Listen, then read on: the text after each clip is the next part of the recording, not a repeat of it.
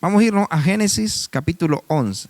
Dice el verso 1: tenía entonces toda la tierra una sola lengua y unas mismas palabras. Y aconteció que cuando salieron de oriente hallaron una llanura en la tierra de Sinar y se establecieron allí. Y dijeron unos a otros: vamos, hagamos ladrillos, cosámoslos con fuego. Y les sirvió el ladrillo en lugar de piedra y el asfalto en lugar de mezcla. Y dijeron: vamos, edifiquemos una ciudad y una torre. ¿Una qué? Una torre cuya cúspide llegue, ¿a dónde querían que llegara la cúspide? Al cielo. Cuya cúspide llegue al cielo. Y hagámonos un nombre por si fuéramos esparcidos sobre la faz de toda la tierra. Miren qué interesante. Ellos querían una torre, pero no una torre común y corriente, sino una torre que la cúspide, o sea, que el cucurucho que le decimos nosotros, ¿no? La cúspide llegara hasta el cielo. Nosotros estamos claros, y si no lo estamos, es importante que estemos claros, de que hay 3 cielos. Algunos dicen que son 7 cielos, pero yo lo que he leído en la Escritura, hasta donde he podido captar, ¿no? En la Escritura, la Biblia menciona 3 cielos. Y la Escritura habla, ¿no? Salomón, por ejemplo, dijo en el libro de Crónica: los cielos de los cielos de los cielos no pueden sostenerte. Pero también el apóstol Pablo dijo en 2 de Corintios, capítulo 12. Dice 2 de Corintios, capítulo 12, en el verso 2: conozco a un hombre en Cristo que hace 14 años, si en el cuerpo, no lo sé. Si fuera del cuerpo, no lo sé, Dios lo sabe. Fue arrebatado, ¿hasta dónde? Hasta el tercer cielo. Fue arrebatado hasta el tercer cielo. O sea, Pablo fue arrebatado hasta el tercer cielo. ¿Con qué objetivo? Conozco a tal hombre, si en el cuerpo o fuera del cuerpo, no lo sé, Dios lo sabe, que fue arrebatado al paraíso, donde oyó palabras inefables que no le es dado al hombre expresar. Entonces, el asunto es que este hombre fue arrebatado al tercer cielo. ¿En qué lugar fue colocado cuando fue llevado al tercer cielo? En el paraíso. En el paraíso. Entonces, ¿dónde está el paraíso? En el tercer cielo. Pero en el tercer cielo, en el paraíso, él recibió palabras. O sea, se presentó allí. ¿Quién sería? ¿Quién se le presentó a él y le dio palabras inefables que no le da al hombre expresar? O sea, Jesucristo mismo, ¿no? Se le presentó y le dio palabras inefables. O sea, le dio revelaciones, le mostró un mini apocalipsis, por así decirlo, al apóstol Pablo. Pero él dice: yo no sé si eso fue en el cuerpo o si fue fuera del cuerpo, pero yo tuve la experiencia de ir al tercer cielo, dice él, y fui llevado al paraíso, donde, por supuesto, las personas tienen acceso, ¿no? Una vez que mueren en Cristo, al paraíso. Y en el paraíso pueden tener contacto directo con Dios, las personas. Entonces, igual que Adán y Eva, ¿no? Antes de la caída, Adán y Eva en el paraíso tenían ese contacto. Pero él fue llevado al tercer cielo. Entonces, el asunto es, ya viendo la Torre de Babel, y quiero que capten esto, viendo la Torre de Babel, ellos lo que querían, en la cúspide, cuando ellos dicen al cielo, ellos no estaban pretendiendo llegar al paraíso, porque es imposible, porque al paraíso no se llega en material, no se llega en carne. El mismo Pablo dijo, ¿no?, que la carne y la sangre no pueden heredar el reino. Entonces, en la carne, Pablo no podía ir, ni esta gente pudo, los seguidores de Nimrod, tampoco ellos podían entrar al paraíso. Nadie tiene esa capacidad. Entonces, ¿a qué cielo es que ellos querían llegar? Al segundo cielo. Al segundo cielo. El primer cielo es la atmósfera, el espacio, lo que nosotros podemos ver. Pero ellos pretendían llegar al segundo cielo o las regiones celestes. A las regiones celestes, o sea, al segundo cielo, eso azul que se mira después o sea, donde después de las nubes, no arriba, ellos pretendían cruzar las nubes y llegar hasta el segundo cielo. En Efesios capítulo 6, allí menciona qué es lo que hay en el segundo cielo, porque ese condenado quería que la torre llegara hasta el segundo cielo. Efesios capítulo 6, verso 12, Efesios 6, 12 dice, porque no tenemos lucha contra sangre y carne. Y dice, y menciona una jerarquía, y dice, sino contra principados, contra potestades, contra gobernadores de las tinieblas, y menciona contra huestes espirituales de maldad, ¿dónde? En las regiones celestes. Entonces, los demonios en sí no viven en el infierno. Los demonios llegan al infierno a dejar almas, a dejar los pedidos, pero los demonios no viven en el infierno. Ellos se mueven en el segundo cielo. Ahí es donde están las jerarquías angelicales demoníacas, donde están los principados, las potestades, los gobernadores de las tinieblas, las huestes espirituales de maldad de las regiones celestes. Entonces ellos se mueven allí en esa zona. Entonces, ¿qué era lo que pretendía Nimrod con la torre? Llegar a donde estaba el segundo cielo, tener contacto directo con las estrellas, tener contacto directo con las estrellas. Entonces, ¿qué forma era la que tenía que tener ustedes saben que para romper el viento se necesita la cúspide, ¿no? Entonces, ¿cuál era el objetivo? De ahí, por eso nosotros miramos las torres por ejemplo, las iglesias de los mormones edifican y tienen un símbolo que los tipifica como el mismo obelisco. Ese era el objetivo. La torre de Babel tenía la forma del obelisco. Ajá, exacto. Entonces, la forma del obelisco. Entonces, la torre de Babel, ellos pretendían hacer eso. También es conocido como el satélite de Satanás. O el palo mayimbe, o el palo mayombe, o el palo de mayo, que le llaman. O sea, que hay muchos de los estudiantes en la escuela bailando el palo de mayo y ni saben qué es lo que están haciendo. Entonces, al hacer ellos la torre de Babel, o sea, lo que ellos querían era llegar hasta el segundo cielo. No sé si esa parte va quedando clara. ¿Por qué querían ellos estar en el segundo cielo? Llegar hasta la cúspide, el segundo cielo. Porque allí estaban los demonios y ellos querían tener contacto directo con los demonios. O sea, de allí es donde vienen los mitos de las brujas en escobas. O sea, que en el espacio caminan en escobas, ¿no? Y eso tiene que ver con la proyección astral. No es cierto que viajan en escobas. Lo que hacen es viajar en proyección astral. Hemos oído hablar de la proyección astral. Entonces ellos lo que hacen es conectarse, ¿no? en el segundo cielo. En el libro de Apocalipsis, solo le voy dando eso así para después que lleguemos al punto donde Apocalipsis capítulo 12 dice en el verso 7, 12:7, después hubo una gran batalla ¿dónde? En el cielo. Miguel y sus ángeles luchaban contra el dragón y luchaban el dragón y sus ángeles, pero no prevalecieron ni se halló ya lugar para ellos en el cielo. Y fue lanzado fuera el dragón, la serpiente antigua que se llama Diablo y Satanás, el cual engaña al mundo entero, fue arrojado a la tierra y sus ángeles fueron arrojados con él. Entonces oí una gran voz en el cielo que decía, ahora ha venido la salvación, el poder, el reino de nuestro Dios y su autoridad y la autoridad de su Cristo, porque ha sido lanzado fuera el acusador de nuestros hermanos, el que los acusaba delante de nuestro Dios día y noche. ¿Dónde se dio esta batalla? Ajá. En el cielo. Entonces esta batalla se dio en el cielo. Según dicen, y yo no estuve allí, eso fue debajo del tercer cielo. O sea, esa batalla. Ahora ellos, como no pueden entrar al tercer cielo, porque todavía Satanás tenía acceso al paraíso. Por eso fue que la serpiente engañó a Eva. En el tercer cielo ellos podían entrar. O sea, ellos estaban allí en el tercer cielo. ¿Se acuerdan que Satanás en el Edén, en el jardín, fue donde engañó? Ahora Satanás no puede entrar al jardín. O sea, Satanás ya no tiene entrada, ya no se halla lugar para él ni para los ángeles. Entonces, cuando ellos pelean, porque Satanás lo que quería era destituir a Dios, destronar a Dios, entonces cuando hay esa guerra, cuando se dio esa batalla, dicen algunos que allí fue donde se dio la destrucción de los dinosaurios, donde desaparecieron todos donde hubo lo que dice la Biblia en Génesis capítulo 1 verso 2, que dice la tierra estaba desordenada y vacía.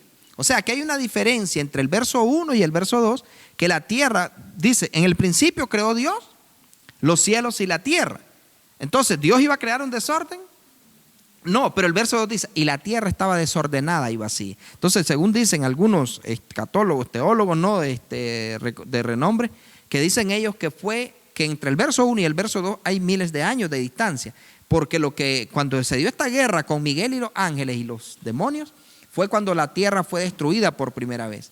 Entonces ellos destruyeron, no todo cuando se dio esa guerra, el tipo de armas que se utilizan los ángeles es como lo que pasó en Sodoma y Gomorra. ¿Qué armamento fue utilizado en Sodoma y Gomorra?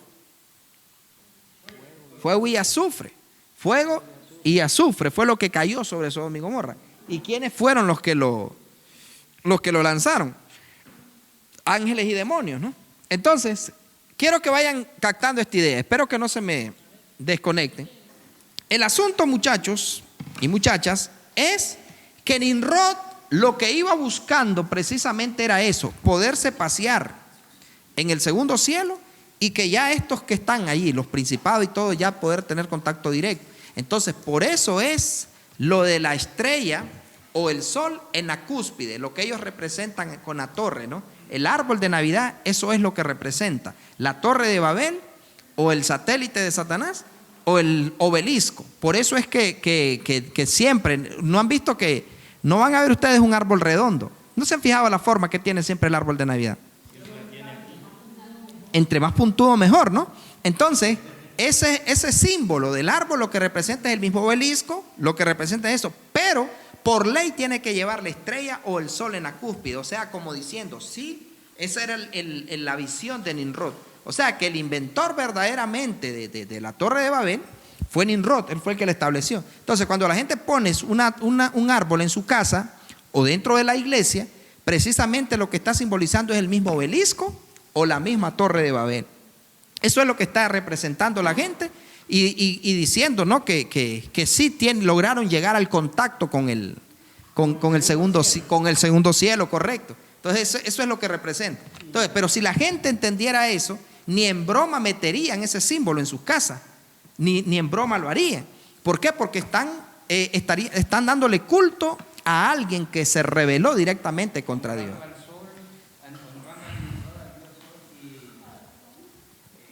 Y celebrándole y celebrando a Tammuz, celebrando el nacimiento de Tammuz. O sea, para ellos todos los años nace Tammuz, para matarlo el viernes de Semana Santa, según ellos. Entonces allí es donde nosotros vemos lo que es el culto a Tammuz, porque Tammuz, el detalle es que la gente dicen el niño Jesús. Pero óigame, alguien con un sentido común, alguien con un intelecto intermedio puede decir, hombre, Jesús no es un niño. Jesús no es un niño. Jesucristo, el niño Jesús no existe. O sea, Jesús nació una sola vez, pero según ellos, el niño Jesús, ellos mucho no mencionan el nacimiento del niño.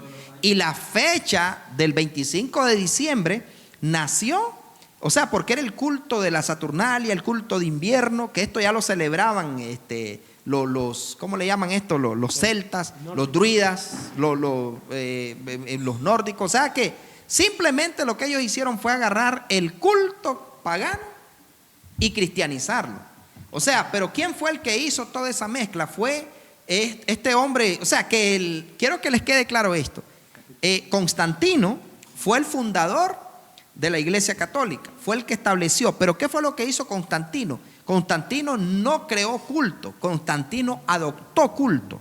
Entonces él adoptó lo del árbol, ya existía, ya había. Incluso, ¿sabían ustedes que lo del rosario ya existía? Se han encontrado en investigaciones desde miles de años antes de que Jesucristo viniera, que ya ellos utilizaban lo del rosario. Ahora, ¿se han fijado ustedes que Buda también tiene un rosario, usa un collar con pelotitas? Y varios de los dioses antiguos utilizaban eso. Entonces, ¿qué fue lo que hizo Constantino? Agarró la Navidad y Constantino estableció el 25 de diciembre como el nacimiento a nivel mundial, el nacimiento del niño Jesús. Pero quien era celebrado el 25 de diciembre todos los años era Tammuz. Y la Biblia nos habla acerca de Tammuz. En el libro de Ezequiel 8:13 dice: me dijo, vuélvete, aún verás abominaciones mayores que hacen estos. Y me llevó a la entrada de la puerta de la casa de Jehová, que está al norte. Y he aquí mujeres que estaban allí sentadas, ¿qué estaban haciendo? Endechando a Tamuz. Ajá. Sí, endechando. Endecha son quejabanzas. O sea, endecha es lamento, ¿no? Lo que hacen en las velas, eso es una endecha. La gente, que lo que hace la familia, que llora. Ajá. Endechando a Tamuz. Luego me dijo: ¿no ves, hijo de hombre? Vuélvete, aún verás abominaciones mayores que esta. Y me llevó al atrio adentro de la casa de Jehová. Y he aquí, junto a la entrada del templo de Jehová, entre la entrada y el altar, como 25 varones, en sus espaldas, vuelta al templo de Jehová, y sus rostros hacia el oriente. ¿Y adoraban a quién? Adoraban al sol, postrándose hacia el oriente. Y me dijo: ¿no has visto, hijo de hombre? Es cosa liviana para la casa de Judá hacer las abominaciones que hacen aquí. Después que han llenado de maldad la tierra, se volvieron a mí para irritarme. He aquí que aplican el ramo a sus narices. Pues también yo procederé con furor, no perdonará mi ojo, ni tendré misericordia, y gritarán a mis oídos con gran voz, y no los oiré. Entonces, si se fijan, ellos el culto a Tamuz, ¿y cuál era la abominación que ellos habían cometido? No era tanto el culto a Tamuz y el culto al sol, sino que lo habían metido al templo. Lo habían metido al templo. O sea, imagínense qué terrible. Y el altar, o sea, lo habían metido al templo. ¿Y qué es lo que está pasando hoy en muchas megas iglesias? No sé si ya había leído un poco de ese libro, pero no sé si aquí que menciona que las iglesias católicas están construidas así. El altar. El altar, cuando las personas se arrodillan, están hacia al sol. Exactamente. Por eso ustedes van a ver eso que está mencionando Aarón, todas las iglesias católicas, aún las parroquias o las ermitas, cualquiera que sea, ustedes van a ver siempre que el altar, que muchos evangélicos no tienen ese conocimiento, o tal vez lo tienen y lo desechan, de que siempre los altares están donde nace el sol, para que cuando se postran en el altar, se postren hasta donde está el sol. Y cuando levantan la hostia, el cura, ¿no? Que por cierto, la hostia representa Monra, representa al sol, y es el culto al sol, ¿no? El Santísimo, que ellos le llaman, igual es el mismo sol, el mismo Nimrod, el mismo Tamuz, igual la puerta principal, cuando él levanta la hostia, y ahí está la supuesta puerta santa que le llaman, que es donde se entierra el sol. Entonces, el altar del Señor, literalmente el trono de Dios, está al norte. La Biblia habla del norte, por eso dice en la Escritura, creo que es Isaías 14 o Ezequiel 28, dice que Satanás dijo: subiré a las estrellas del cielo, junto a los lados del norte me sentaré y seré semejante al Altísimo. O sea, él también quería subir allá y sentarse, o sea, quitar a Dios del trono del norte y sentarse él, pero no, eso no lo logró ni lo va a lograr nunca. Entonces ahí es donde yo quiero que ustedes observen que el culto de la Navidad y todo lo que tiene que ver con celebraciones, en este aspecto, en Navidad hay mucho misticismo, hay mucha superstición, hay mucha hipocresía, hay mucha magia, ¿no? Hay bastante superstición. Exactamente, exacto, lo de los juegos pirotécnicos, todo ese tipo de cosas. Pero vamos a ver a los mismos cristianos maravillados. Cuando la Biblia habla en Colosenses y dice: por tanto nadie lo juzgue en cuanto a días de reposo, luna nueva. O sea, ¿por qué? Porque los fariseos celebraban ya eso como una tradición. Entonces ellos juzgaban: pero tus discípulos no se lavan las manos. Entonces Jesucristo dijo: ya eso ya es sombra, ya eso ya no los pueden juzgar conforme a las tradiciones. O sea que ya eran antes celebraban la fiesta de luna llena. David, por ejemplo, en el tiempo de David se celebraba la fiesta de luna llena, pero ya después lo vinieron agarrando todo como algo pagano, lo fueron paganizando, o sea, como que esclavizaban a la gente a través de la tradición. Entonces lo que dice Colosenses, Pablo lo que está diciendo es que ustedes ya no pueden ser juzgados por ese tipo de fiestas, o sea, por las fiestas que eran impuestas. Por eso también dice la Biblia que el apóstol Pablo a Pedro le dijo: lo que estás haciendo es de condenar, porque querés obligar a los gentiles que hagan las cosas de los judíos. Y ya le dice: todo eso, ni nuestros padres ni nosotros lo pudimos llevar. Lo que era la circuncisión, lo que era la fiesta de luna llena, lo que eran todas las fiestas judías, por así decir. Las fiestas pues que habían sido establecidas. ¿Por qué? Porque ellos las habían contaminado. Entonces, si usted no celebraba la fiesta de luna llena, entonces usted era una pagana. Si usted no celebraba, o sea, prácticamente la agarraba. Entonces Pablo lo que está diciendo, que ya no lo juzguen por eso, porque todo eso es sombra de lo que había de venir.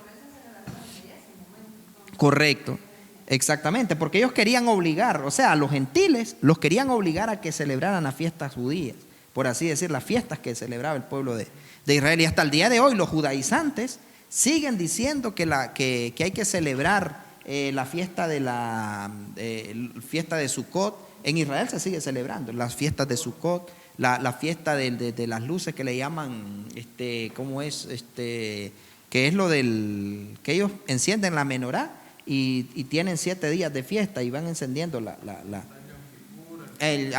fiesta de las enramadas. O sea, hay varias. Pero el que no celebra eso, entonces es considerado como un pagano.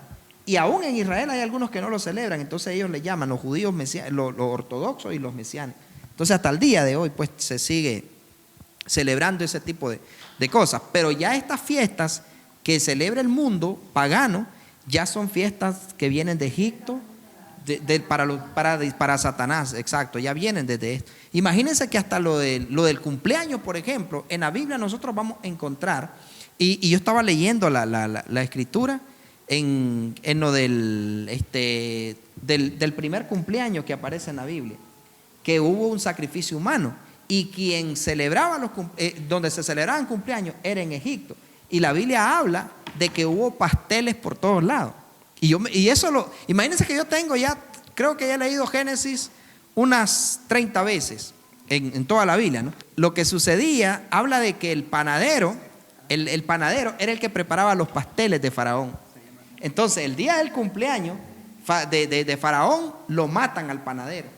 O sea, que era el que celebraba el cumpleaños, lo ofrecieron como sacrificio. En el cumpleaños de Faraón, era que él hacía la fiesta, celebraban a Faraón, pero ¿cómo era? Era como el culto a Faraón. Faraón era conocido como un dios. O sea, Faraón no era un presidente, era Dios. Para los egipcios era un Dios. Entonces tenían que celebrar al Dios Faraón. Entonces tenían que celebrar el cumpleaños de Faraón siempre. Igual a los reyes no les tenían que celebrar los cumpleaños. No era cualquier persona que les celebraban, sino a los dioses, entre comillas, que les celebraban eso. Entonces allí es donde nosotros vemos que no puede faltar en el cumpleaños el pastel, que yo ya les he explicado, ¿verdad? Lo que significa el pastel, que es igual como estar comulgando, estar participando de la mesa de los demonios, porque representa al sol y la hostia. No importa si es cuadrado, si es redondo, o si es escudo, lo que sea. El pastel, el origen, no es la forma, sino el origen de donde viene lo que lo hace pagano. ¿Me explico en eso? O sea, el origen de donde viene. Quiero leerles eso. A ver, hermano Gonzalo, ¿voy a preguntar algo? Ajá, ese que usted está hablando del cumpleaños del faraón es cuando José le dijo que... Le interpretó el sueño. Ajá, esa sí, es. Es correcto, sí. Entonces, pero miren que me llamó la atención, que yo lo había leído tantas veces, pero no me había percatado de ese detalle. Génesis 45. Génesis 45 dice: y ambos, el copero y el panadero del rey de Egipto, que estaban arrestados en la prisión, tuvieron un sueño, cada uno su propio sueño, en una misma noche, cada uno con su propio significado. Y vino a ellos José por la mañana y los miró, y he aquí que estaban tristes. Y él preguntó a aquel oficial de Faraón que estaba en la prisión de la casa de su señor, diciendo: ¿por qué parece hoy mal vuestro semblante? Ellos dijeron: hemos tenido un sueño y no hay quien lo interprete. Entonces les dijo: ¿no son de Dios las interpretaciones? Contádmelo ahora. Entonces el jefe de los coperos contó el sueño a José y le dijo: yo soñaba que veía una vid delante de mí, y en la vid 3 sarmientos, y en ella brotaba y se arrojaba su flor, viniendo a madurar sus racimos de uva. Y que la copa del faraón estaba en mi mano, y tomaba yo la uva y la exprimía en la copa de faraón, y daba yo la copa en mano de faraón. Y le dijo José: esta es su interpretación. Los 3 sarmientos son 3 días. Al cabo de 3 días levantará faraón tu cabeza y te restituirá tu pueblo, y darás la copa a faraón en su mano como solías hacerlo cuando era su copero. Verso 16 dice: viendo el jefe de los panaderos que había interpretado para bien, dijo a José: también yo soñé que veía 3 canastillos blancos sobre mi cabeza. En el canastillo más alto había de toda clase de manjares, ¿de qué? De pastelería para Faraón, y las aves las comían del canastillo de sobre mi cabeza. Entonces respondió José y dijo: esta es su interpretación. Los 3 canastillos, 3 días son. Al cabo de 3 días quitará Faraón tu cabeza de sobre ti y te hará colgar en la horca, y las aves comerán tu carne de sobre ti. Entonces, ¿cuál era la ocupación del copero? Darle vino, echarle vino a la copa. ¿Y cómo le mostró Dios el sueño? Su oficio, ¿no? El oficio de él era vino, entonces miró uvas, miró sarmientos de uvas. El otro lo que hacía eran las reposterías de Faraón, era el pastelero, ¿no? Era el que les hacía todo tipo de pasteles.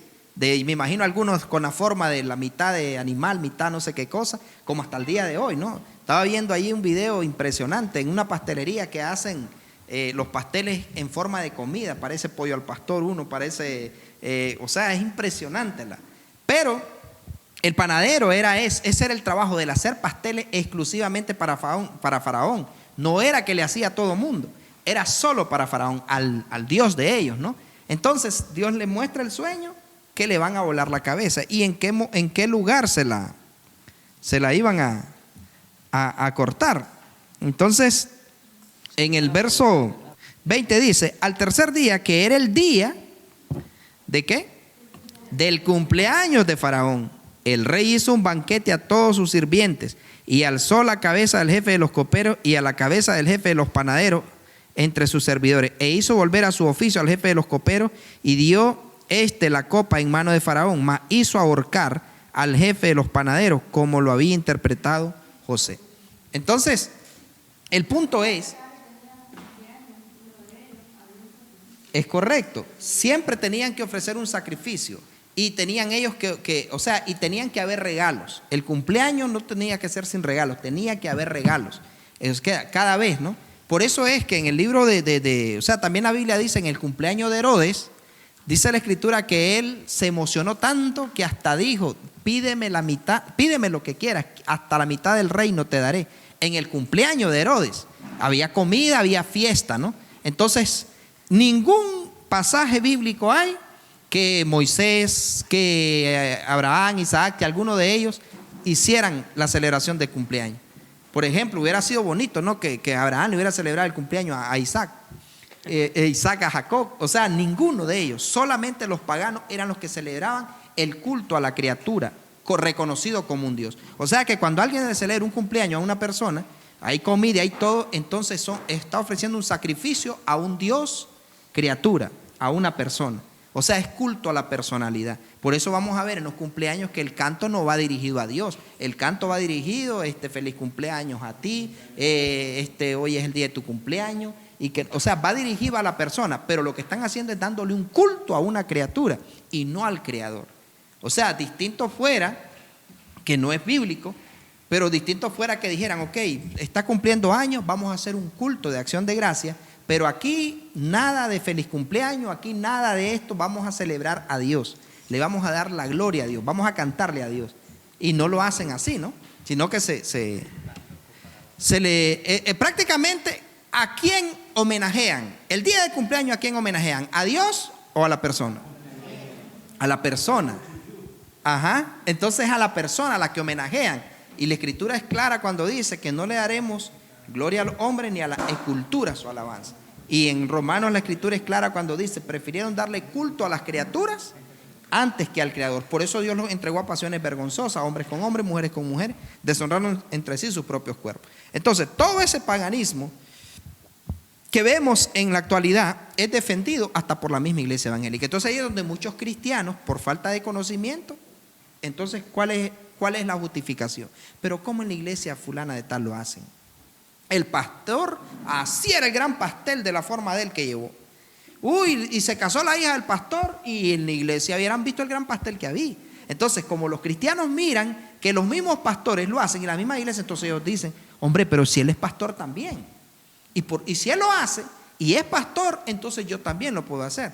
Pero igual, en el tiempo de Jesucristo, igual Jesucristo les dijo: hagan lo que ellos digan, pero no hagan lo que ellos hacen.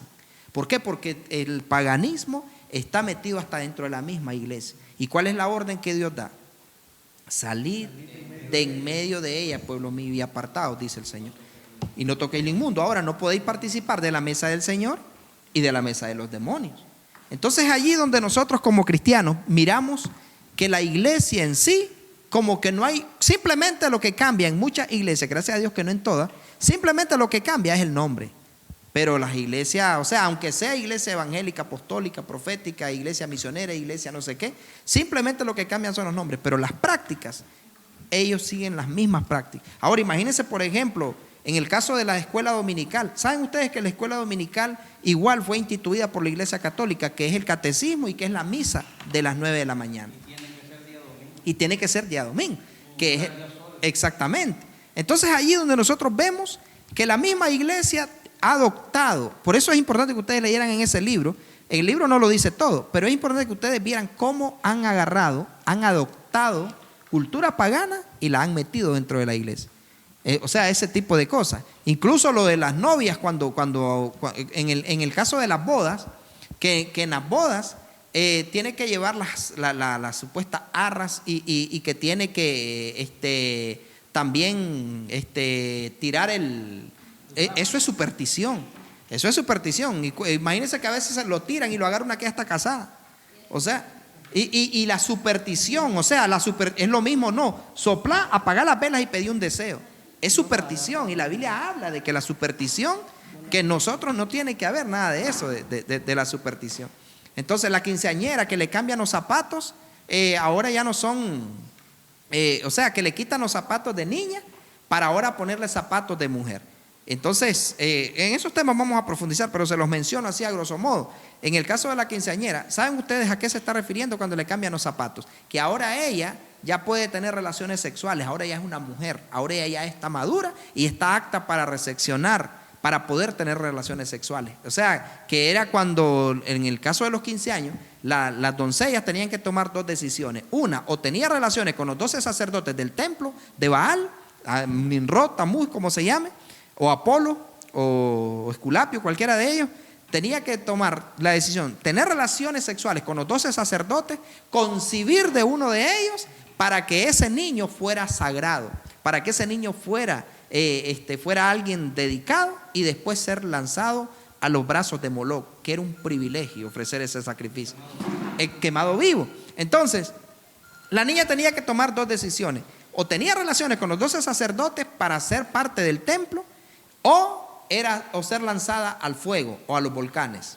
Entonces las que eran cristianas, cuando las venían y las agarraban, ellas no les celebraban eso, pero querían celebrar el culto, entonces ellas preferían ser quemadas antes que tener relaciones sexuales con los 12 sacerdotes. Prácticamente dejaba de ser mujer, pero era perder la virginidad y entregársela a los 12 sacerdotes. ¿Se imaginan el paso que tenían que ver? Pero hoy miramos en las iglesias los 15 años el vestidito rosado. Ahora miro que ya no es regla, pero antes era solo vestido rosado, el color del niño, del divino niño. Entonces los 12 acompañantes que van atrás, de ahí vienen.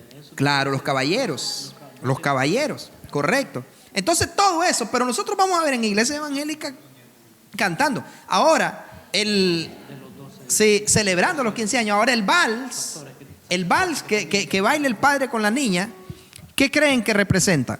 Como la exhibición, o sea, fue lo que hizo la hija de Herodías, la danza, o sea, lo del vals, bailar para provocar, ¿no? Y no era una danza de cantar un pacto con Dios, hicimos tú y yo, no, era una danza que tenía que, que buscar la manera erótica para atraer. Por eso fue que cuando danzó Herodías volvió loco a Herodes.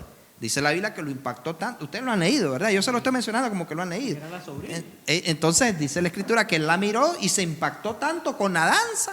¿Cómo sería de atractiva? Que él le dijo, pídeme lo que quieras. Hasta la mitad del reino te daré. Entonces, claro, entonces lo que hay que hacer es romper esos pactos, romper esas maldiciones y la invocación que se hizo. Porque definitivamente eso fue una... al celebrar un cumpleaños, quiero que sepan que hay una invocación de un espíritu, de una deidad demoníaca. O sea, hay una invocación de un espíritu que es el homenajeado ese día. Por eso es que viene lo de las velas, por ejemplo, antes, porque yo también, igual nosotros celebrábamos cumpleaños. Entonces, lo de las velas es que la persona tiene que soplar y tiene que pedir un deseo a Dios. Pedí un deseo. No le dicen pedir un deseo a Jesucristo. Al menos a mí, nunca cuando hacíamos eso, o que lo hacíamos, nunca le decían, a ver, pedirle un deseo a Jesucristo. No, pedí un deseo, pero quedaba así, ¿no? O sea, pedí un deseo, pero no le decían en incógnita. ¿A quién? De ahí es donde viene lo de lo onomástico. ¿Han oído hablar de lo onomástico? El día por ejemplo, nació el día de la Virgen de Fátima, entonces ese día le ponían Fátima en honor a la Virgen de Fátima. Entonces, ese espíritu detrás de la Virgen de Fátima, entonces es el que va a custodiar al homenajeado y es al que van a ofrecerle comida todo el tiempo que celebran el cumpleaños para que la Virgen de Fátima custodie y proteja al homenajeado. Entonces, sabemos nosotros que digo pues que un ídolo es algo, lo que sacrifican a los ídolos, a los demonios los sacrifican. Entonces, hoy está de cumpleaños, dice fulano de tal, o está de onomástico, dice. Entonces, hay un espíritu detrás de esa celebración. Entonces, cuando la persona está celebrando un cumpleaños, no se está dando cuenta que lo que está haciendo es llamando maldición en vez de llamar bendición a la vida de la persona. En ningún pasaje bíblico nosotros vamos a ver que ninguno de los hombres de Dios celebraron cumpleaños, ni uno. Y en los 3 cumpleaños que hubieron sacrificios humanos. Uno fue el de Faraón, otro fue el de Herodes y otro fue de los hijos de Job. Los hijos de Job dice que estaban cada día de cumpleaños, se le hacían fiesta. Entonces, cuando ya hicieron el último cumpleaños, ahí fue cuando Satanás los mató a todos. Que dice que vino un viento y les cayó la pared encima y estaban todos reunidos. Los hijos de Job murieron celebrando el cumpleaños. Es que ese es el punto, que la gente, como ya es una cultura, es como lo de las velas. Las velas son paganas, no las velas, no las candelas, no me refiero a, aunque sí las candelas, pero las velas es lo bíblico es sepultar tras de que muere la persona. Y psicológicamente, y Aarón me puede corroborar en esto, psicológicamente, entre más rápido una persona es sepultada, más rápido el duelo pasa. O sea, el que está correcto de la mente, ¿no? Pero estar viendo el cadáver allí, eso es como una tortura. Y más los que los dejan varios días. Pero lo bíblico es, y científicamente no es correcto tener un cadáver, porque eso genera hasta la gente dice lejillo, que si andas herida no vayas porque te va. Y es cierto que se infectan las heridas. Pero en el caso de las velas es pagano. Los embalsamaban, lo hacían en los paganos. Pero, ¿cómo le quitamos eso a la gente? O sea, usted puede decir, no, la Karen está de cumpleaños, le voy a llevar una blusa, le voy a llevar algo. ¿Cómo le quitamos eso a la gente si dentro de las mismas iglesias lo hace? Entonces ahí es donde nosotros tenemos que empezar, buscamos el favor como la enseñanza del jueves o el domingo, de buscar el favor de Dios. O sea, por tu cumpleaños, si yo me puedo cambiar, Karen, por tu cumpleaños te voy a llevar a cenar. Entonces, si busca el favor de Dios antes que te lo nombre, usted le dice, vamos el domingo. Vamos tal día mejor a comer. ¿Por qué? Porque no voy a ir. ¿Por qué ese día? O sea, ¿por qué tengo que ir ese día a celebrar que no es un año más, sino que es un año menos? Porque cada vez que la gente cumple años, por así decirlo, va más cerca de la muerte. Porque que fue lo que expliqué o sea, no es un año más, sino que es un año menos, porque si Dios tenía estipulado 70 algunos y 80 los más robustos, 80 años es el parámetro que Dios da. Entonces, cuando la persona tiene 79 y va a durar 80, ya más bien es un año menos, no es un año más. ¿Por qué? Porque solo le queda un año de vida. Lo que pasa es que siempre Satanás ha tratado y sigue tratando de quitarle el primer lugar a Dios. Correcto. Entonces, casi todas las cosas que uno hace, que celebran y todo, tiene que ver con el ego del propio ser humano. Muy bien. De sentirse bien, de satisfacerse uno, de sentirse especial ese día, ¿verdad? Y a Dios dejarlo a un lado como... Entonces pienso que lo que debemos tomar en cuenta siempre es poner a Dios en primer lugar, porque es un Dios celoso que no comparte su gloria, dice la palabra. Y uno puede tratar de ir cambiando el chip, ¿verdad? Y si antes lo hacía el cumpleaños y esto, pues ahora puedo hacer, como dice él, una acción de gracia, una comidita, y cambiar como el esquema de las reuniones, porque como dice ella, siempre lo que se hacía era guaro, cerveza y esto y lo otro. Pero si la gente, ¿verdad?, que está cerca de uno, la familia, los que lo aprecian, si miran que ahora lo que voy a hacer yo es un culto de acción de gracia, van a cambiar, les aseguro que no van a llegar ya. Sí. Porque no todo el mundo quiere estar cerca de Dios o quiere estar, ¿verdad? Darle el culto a Dios. Ahora miran que es diferente, pues miran una diferencia. Y eso es lo que uno va a dar gracias a Dios y que sea Dios pues el que se lleve siempre el centro de todo, no nosotros. Exactamente. Pienso.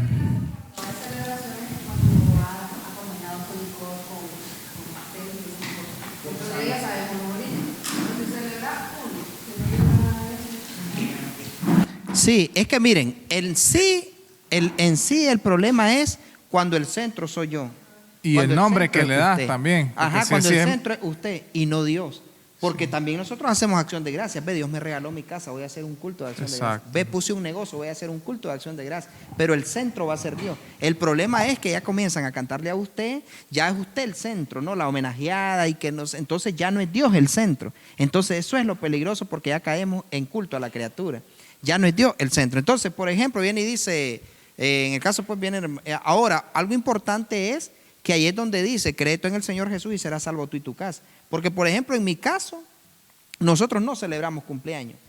Paso desapercibido. O sea, a veces ve, hoy el 19 de junio estuviste de cumpleaños y ni te felicité ni nada. Entonces ya mi madre ya sabe que cero cumpleaños, el Día de la Madre, ya mi mamá ya sabe que nada que ver.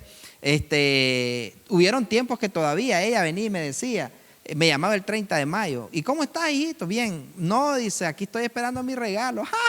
Decía ella. Yo ya sé, dice, lo que me vas a decir. Pero me estaba tirando el anzuelo, ¿no? Ya sé lo que me vas a decir, me dice. ¿Y cómo está, hijito? Que no sé qué. Entonces yo, bien, madre, tranquilo, todo bien. ¿Y usted cómo está? Bien y todo. Ay, y no dicen que el fulano, dicen que él le llevó un comida a la mamá y un regalo y que no sé qué. Entonces, pero los primeros tiempos, entonces, en mi casa ya no hay, ya no hay prejuicio, pues, de que Samuel el 28 de diciembre, Isaac, no me acuerdo cuándo. Entonces, ¿qué es lo que les quiero decir? De que ya uno va inculcándole o educando a la familia, enseñándole, no, Dios es el centro. Dios es el centro. Eso que vamos a gastar en celebrarte los 15 años, te voy a regalar una computadora, te voy a llevar a Montelimar, te voy a comprar algo que te va a servir en la universidad. O sea, hasta 15 años va para la universidad, te voy a regalar una buena computadora, te voy a, no sé si es de billete, ¿no? Te voy a regalar un buen solar o te voy a hacer un buen el apartamento, no sé qué cosa. Pero, porque imagínense, ¿quiénes son? Al final la gente llega a comer y no llegan porque amen a la persona. La familia sí te ama, llegan a comer y todo, pero el resto no. Entonces, es correcto. Entonces, ¿qué es lo que nosotros tenemos que hacer? Ok, bueno, ustedes reunir a la familia, miren, en este caso, y hasta los ganamos para Cristo, porque podemos reunir a la familia y decirles, miren, estudiando la Escritura, estudiando la palabra del Señor, he entendido y he comprendido que quien nos regaló la vida es el Señor. Quien nos dio la vida es nuestro Dios. Y la Biblia dice que lo tenemos que amar a Él con toda nuestra mente, con toda nuestra fuerza, con toda nuestra alma y con todo nuestro corazón. Y yo he aprendido a amar a Dios con mi mente, con mi alma y con mi corazón. Y quiero que ustedes también lo amemos. Entonces, mañana yo me voy a tirar tantos años. Entonces, mañana yo quiero que honremos a Dios en esta casa. Vamos a hacer un culto. Vamos a adorar a Dios y vamos a compartir en familia. Pero no quiero que me estén diciendo felicidad, a mí no me estén cantando. Vamos a cantarle a Dios. Vamos a exaltar a Dios. Vamos a darle gracias a Él por eso. Entonces no va a llegar feliz cumpleaños. ¿Y cómo le decimos a la cumpleañera?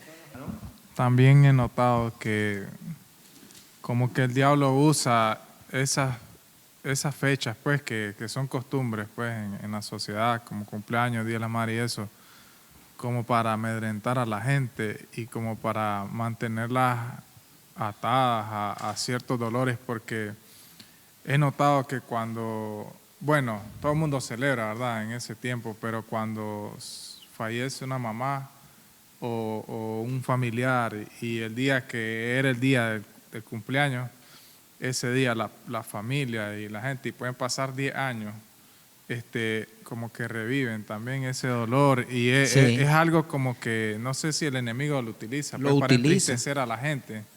Sí. Y es bien, cuando la gente tiene eso bien arraigado de la fecha, pues.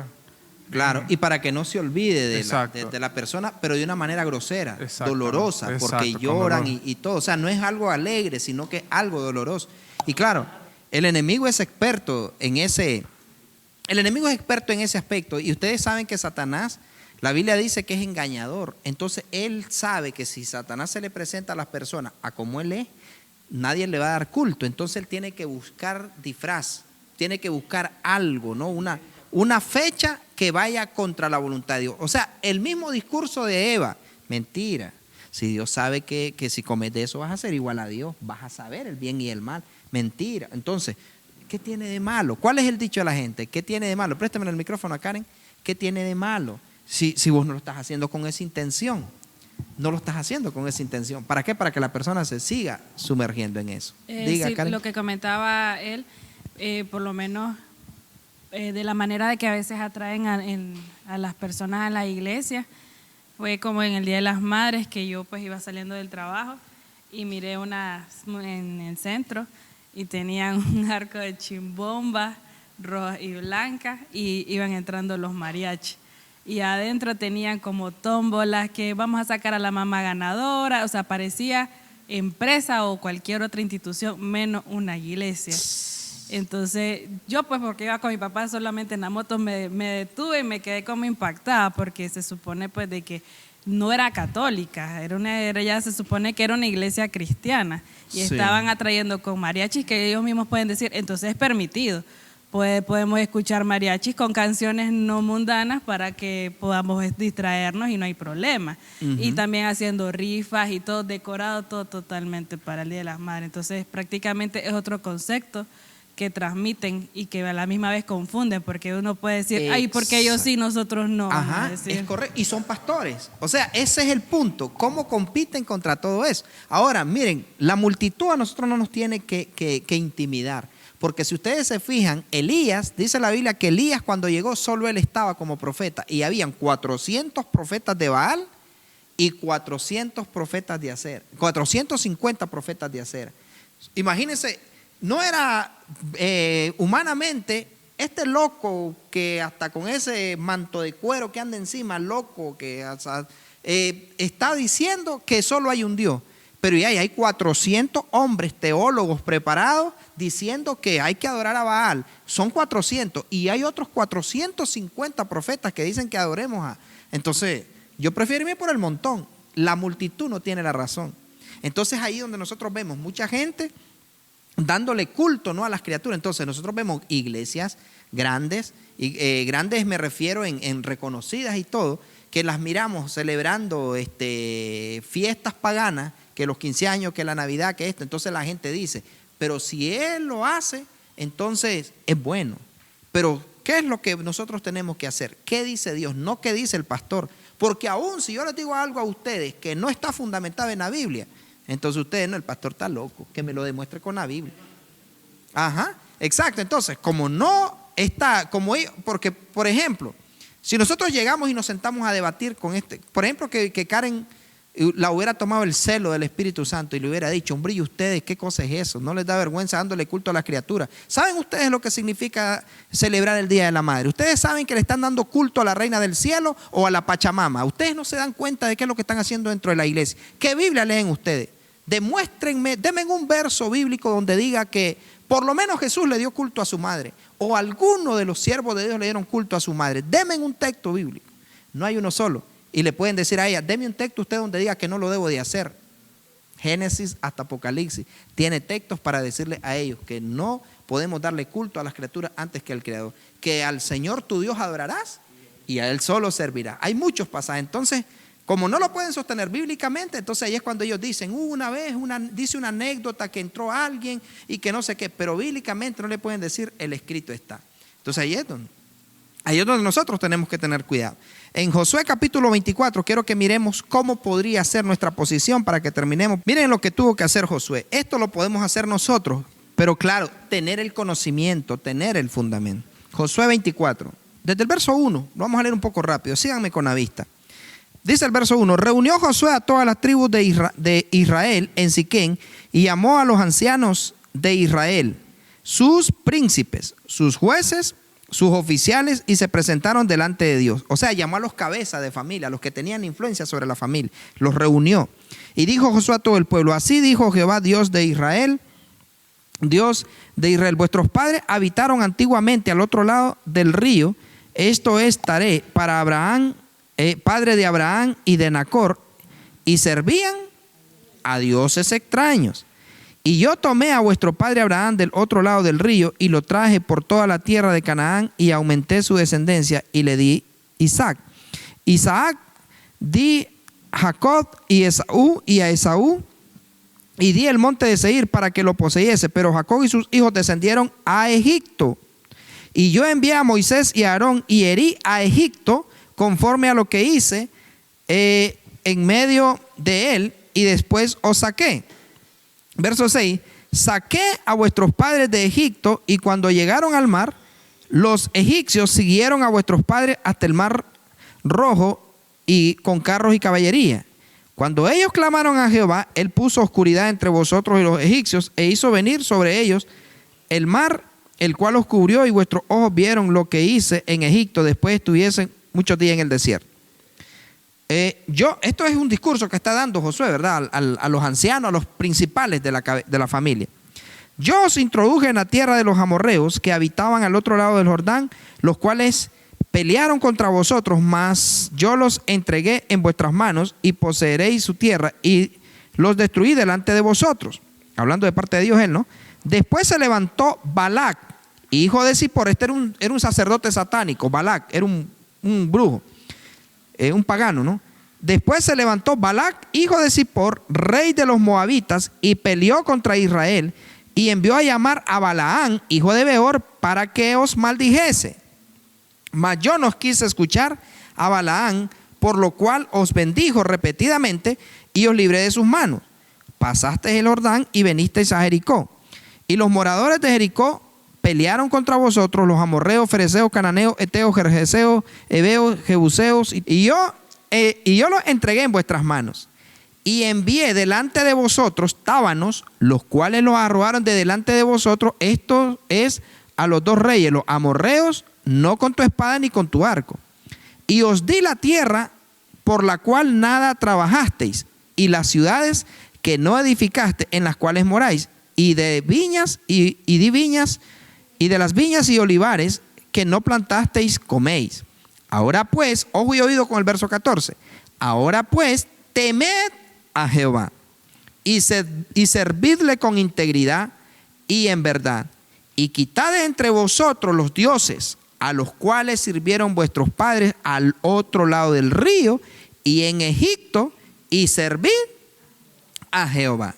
Verso 15, y si mal os parece servir a Jehová, escogeos hoy a quién sirváis, si a los dioses a quienes sirvieron vuestros padres cuando estuvieron al otro lado del río, o a los dioses de los amorreos en cuya tierra habitáis, pero